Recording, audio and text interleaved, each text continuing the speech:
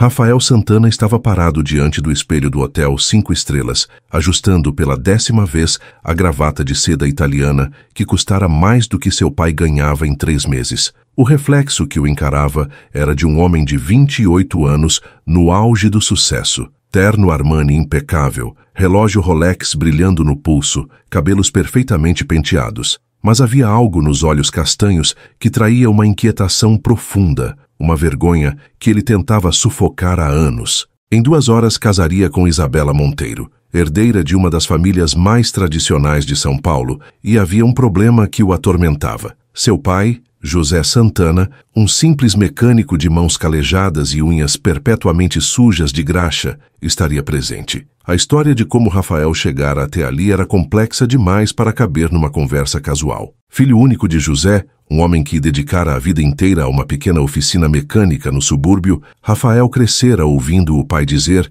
que educação era a única herança que poderia deixar. José trabalhava 16 horas por dia, recusava clientes nos finais de semana apenas para levar o filho à biblioteca pública e economizava cada centavo para pagar a melhor escola que conseguia. Mas em algum momento entre a adolescência e a vida adulta, Rafael começara a ver o sacrifício do pai não como amor, mas como embaraço. O telefone vibrou. Era uma mensagem de Isabela. Amor, meus pais querem conhecer seu pai antes da cerimônia. Estamos no salão principal. O estômago de Rafael revirou. Durante 2 anos de namoro, ele havia criado uma narrativa cuidadosamente construída sobre seu pai, um empresário do ramo automotivo que viajava muito, por isso nunca podia comparecer aos jantares familiares. Isabela nunca questionara profundamente, talvez porque o sucesso de Rafael como diretor executivo na multinacional onde trabalhava falasse por si só. José chegara de ônibus naquela manhã,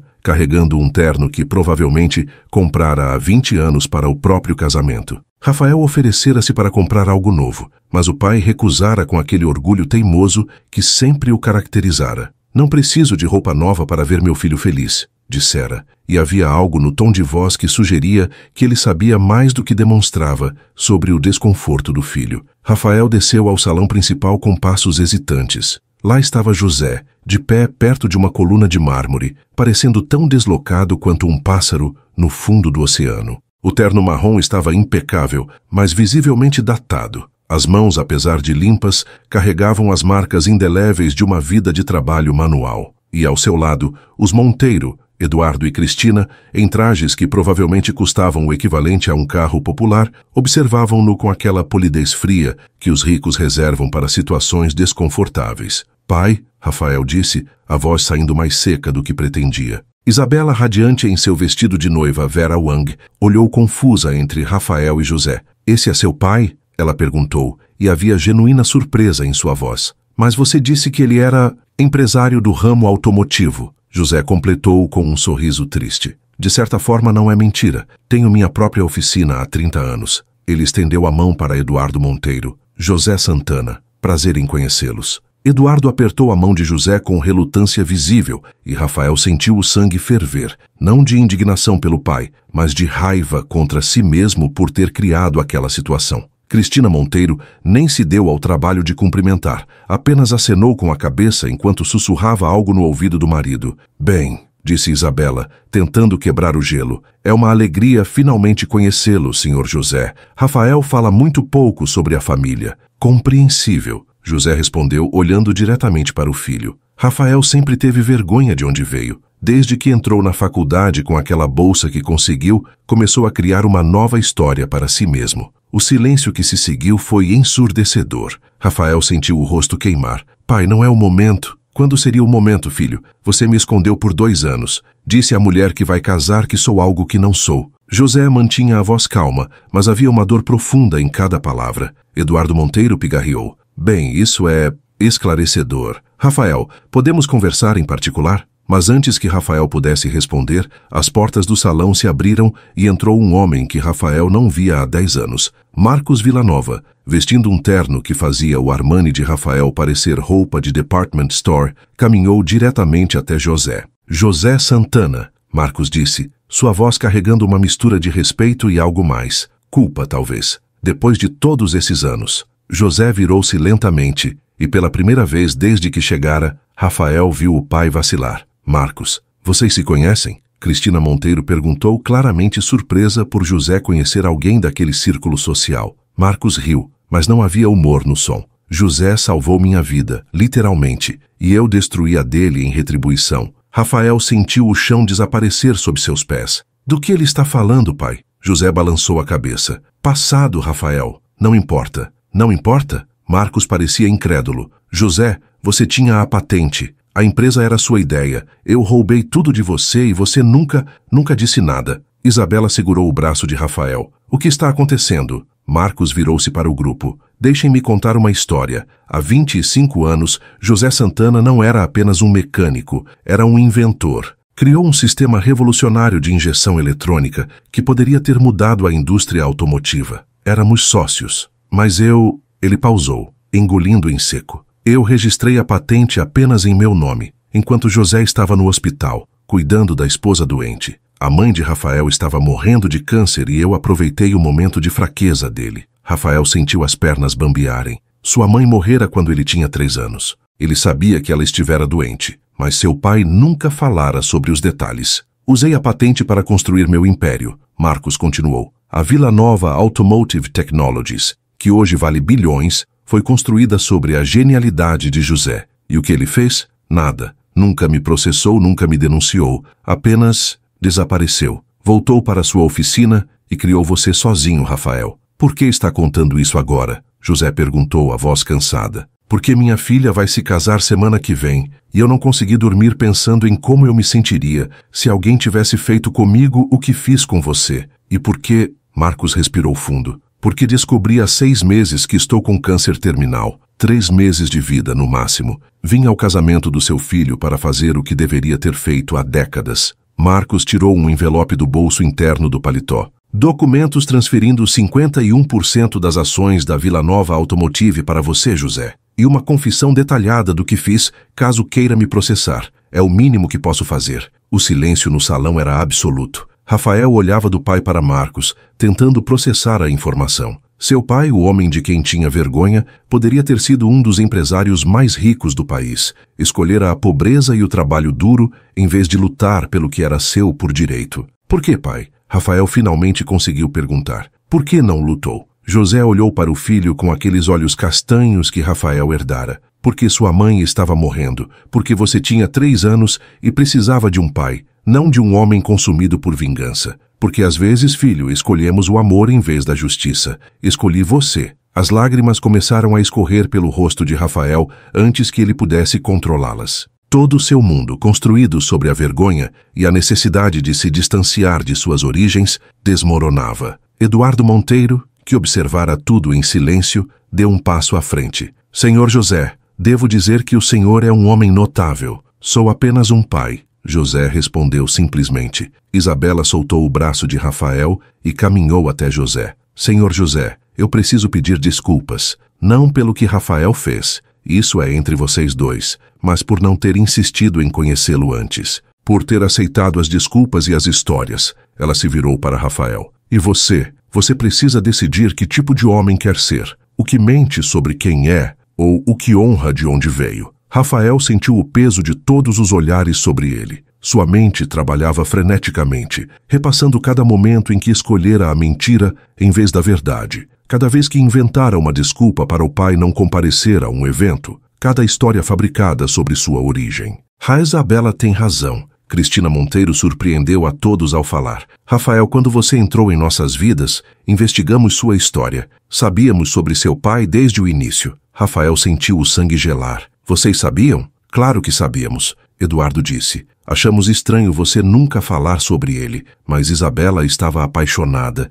e decidimos respeitar seus motivos. Mas agora, vendo isso, ele gesticulou para a cena ao redor. Percebo que não era privacidade, era vergonha. Marcos, que permanecera em silêncio, caminhou até Rafael. Jovem, você tem a chance que eu não tive. A chance de fazer a coisa certa antes que seja tarde demais. Passei 25 anos sendo o homem mais rico e mais miserável que conheço. Seu pai, com sua oficina simples, tem algo que todo meu dinheiro nunca pôde comprar. Paz de espírito e o amor de um filho, mesmo que esse filho tenha se perdido no caminho. Rafael olhou ao redor. Os funcionários do hotel começavam a se reunir. preparando o salão para a cerimônia que deveria começar em 1 hora. Flores brancas e douradas decoravam cada mesa. Um quarteto de cordas afinava os instrumentos. Tudo perfeito, exceto a fundação podre sobre a qual ele construíra aquela perfeição. Preciso de ar, Rafael disse, saindo apressadamente do salão. Encontrou-se no jardim do hotel,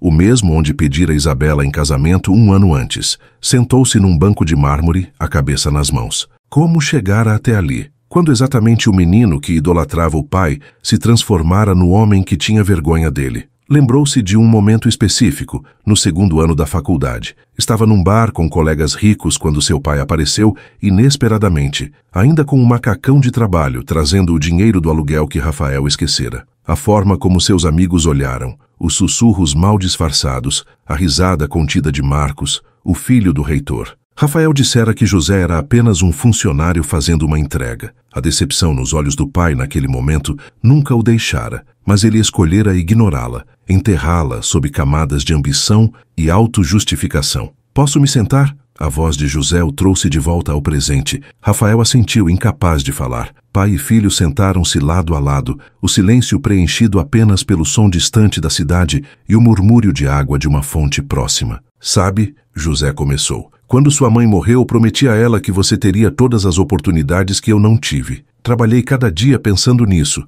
mas em algum momento acho que confundi oportunidade com transformação. Queria que você fosse melhor, mas você entendeu isso como ser diferente. Pai, Deixe-me terminar, filho. Preciso dizer isso. Ver você hoje, mentindo sobre mim, fingindo que não existo, doeu mais do que perder a empresa para Marcos. Porque Marcos roubou meu trabalho, mas você negou meu amor. Rafael finalmente deixou as lágrimas caírem livremente. Me perdoe, pai. Por favor, eu me perdi tanto tentando ser alguém que esqueci quem eu era. José colocou a mão no ombro do filho. A questão não é meu perdão, Rafael. A questão é você consegue perdoar a si mesmo. E mais importante, o que vai fazer daqui para frente? Não sei se Isabela ainda vai querer se casar comigo depois disso. Talvez não. Mas se ela for a mulher que parece ser, ela vai te dar a chance de provar que pode ser melhor. A questão é, você quer ser melhor? Rafael levantou-se abruptamente. Preciso fazer uma coisa. Voltou ao salão,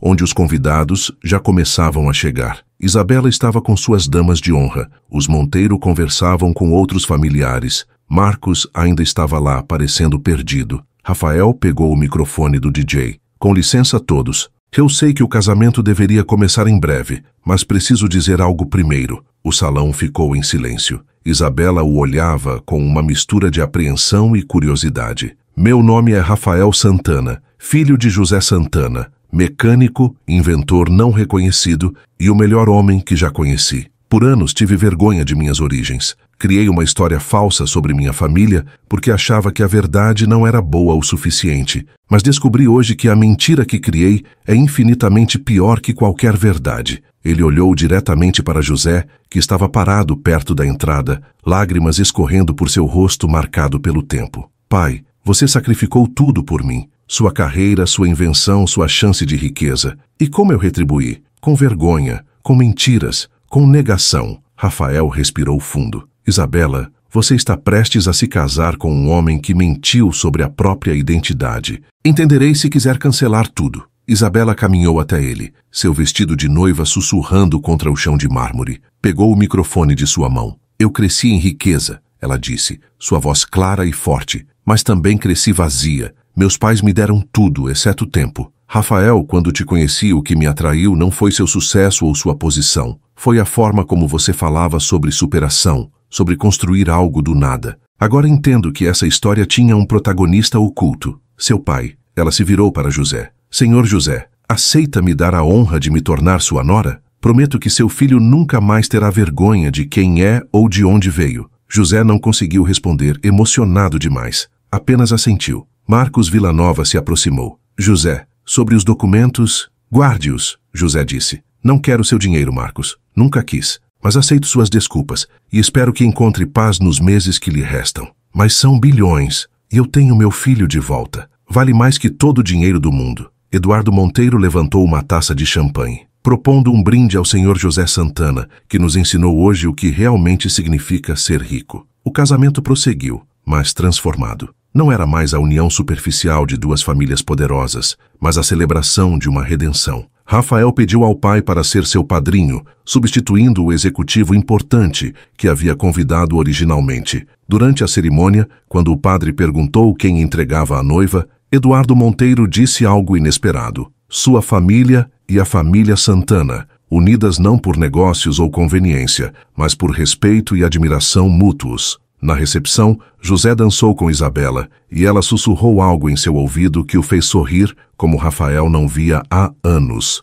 Mais tarde, Rafael descobriria que ela havia dito: "Obrigada por criar o homem que amo e por me dar a chance de ajudá-lo a reencontrar quem realmente é." Marcos Villanova ficou até o final da festa. Antes de partir, procurou Rafael. "Seu pai me ensinou algo hoje. Passei a vida acumulando riquezas, mas morro pobre porque nunca aprendi a perdoar a mim mesmo. Você tem a chance de ser diferente. Use-a." Semanas depois, Rafael tomou uma decisão que chocou o mundo corporativo. Pediu demissão do cargo de diretor executivo e abriu uma empresa de consultoria, focada em ajudar inventores independentes a proteger suas patentes e desenvolver seus negócios. O primeiro cliente foi um jovem mecânico do subúrbio com uma ideia revolucionária para motores elétricos. José continuou com sua oficina, recusando-se a mudar de vida apesar de Marcos ter depositado milhões em sua conta, dinheiro que José doou integralmente para um fundo de educação para filhos de mecânicos e trabalhadores manuais.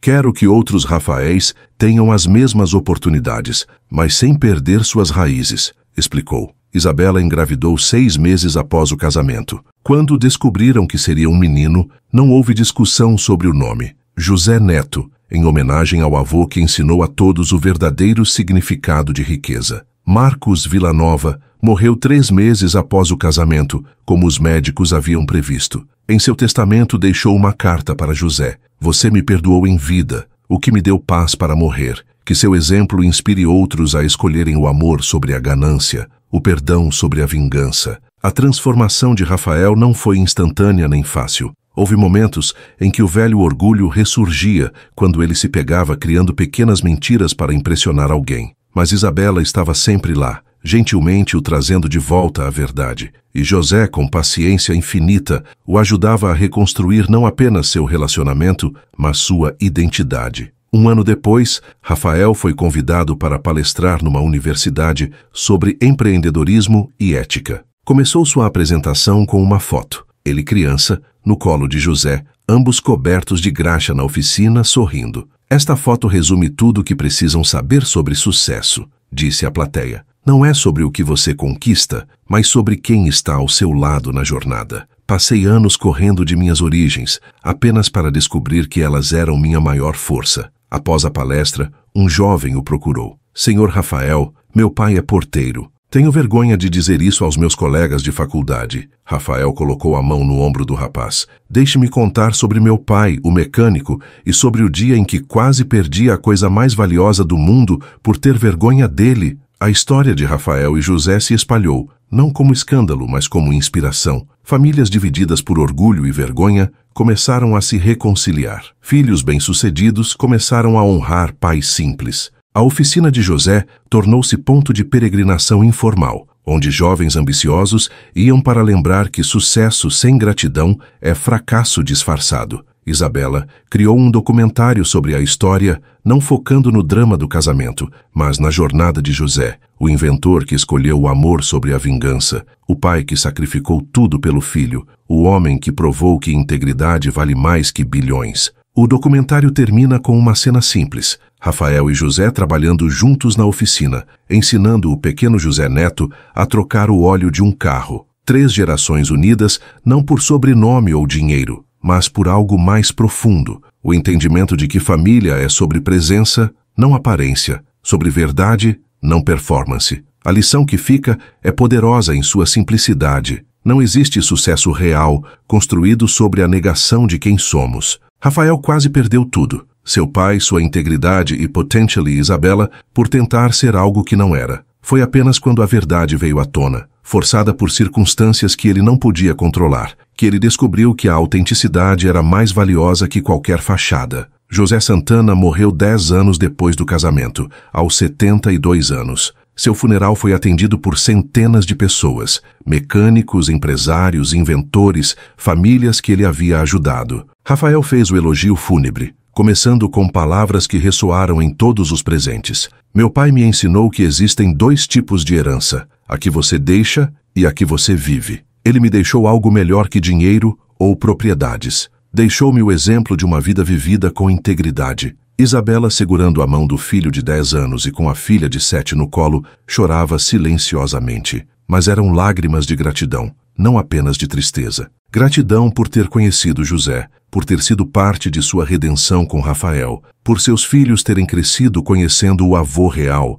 não uma versão fabricada. A oficina de José foi transformada em um centro comunitário, mantendo algumas das ferramentas originais como memorial. Na parede principal, uma placa simples: José Santana, mecânico, inventor, pai. Provou que as mãos que trabalham com honestidade constroem legados mais duradouros que aquelas que roubam com astúcia. Marcos Villanova foi enterrado no mesmo cemitério, algumas fileiras distante. Sua lápide, por ironia do destino, permanece simples e muitas vezes sem flores, enquanto a de José está sempre decorada com arranjos frescos deixados por pessoas que ele tocou. O casamento que começara como uma farsa tornou-se lendário, não pelo luxo ou drama, mas pela transformação que catalisou. Casais em crise o citavam como o momento em que verdades difíceis podem levar a futuros melhores. Rafael manteve sua promessa silenciosa de honrar o pai. Sua empresa cresceu, mas ele nunca esqueceu as lições aprendidas.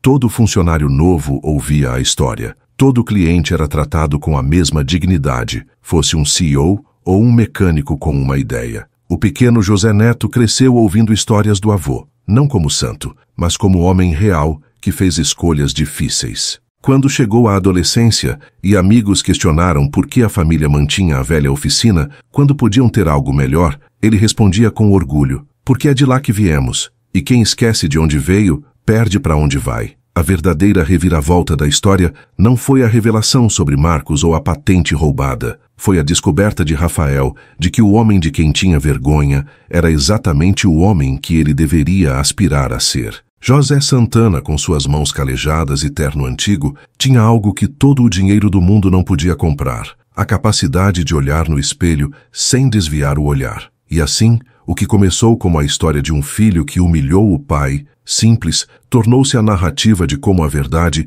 mesmo quando dolorosa, tem o poder de transformar vergonha em orgulho, mentiras em autenticidade e relacionamentos quebrados em laços inquebráveis. O verdadeiro choque do casamento não foi o drama ou as revelações. Foi a prova viva de que nunca é tarde demais para honrar aqueles que nos amaram quando não merecíamos, que nos sustentaram quando caímos, que escolheram nosso bem-estar sobre sua própria justiça. José Santana fez tudo isso e mais, e no final sua maior vitória não foi recuperar uma empresa ou ganhar milhões. Foi ver seu filho finalmente entender que ser filho de um mecânico honesto valia infinitamente mais do que ser herdeiro de um império construído sobre mentiras. Essa é a herança real, não o que deixamos em testamentos, mas o que plantamos em corações. José plantou integridade, e mesmo quando Rafael tentou arrancar essas raízes, elas permaneceram, esperando o momento certo para florescer. E quando finalmente floresceram, naquele salão de casamento ornamentado,